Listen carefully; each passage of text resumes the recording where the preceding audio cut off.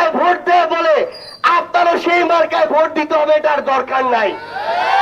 আপনার নিজের বিবেক বুদ্ধি আছে, আপনি সচেতন, আপনি শিক্ষিত, আপনি দেখবেন যে কয়েকজন প্রার্থী আছে তার মধ্যে কে সবচেয়ে ভালো, কে ভালো মানুষের জন্য কাজ করে, কথা বলে, তাকে আপনারা আপনাদের জায়গা থেকে সমর্থন দিবেন। আমরা আপনাদেরকে একটা কথা বলি, অন্ধ ভক্ত হওয়ার প্রয়োজন নাই। এনসিপি জাতীয় নাগরিক পার্টির কোন প্রার্থী বা প্রতিনিধি যদি ভালো কাজ করে তাকে ভোট দিবেন, না হয় তাকেও দেওয়ার প্রয়োজন নাই।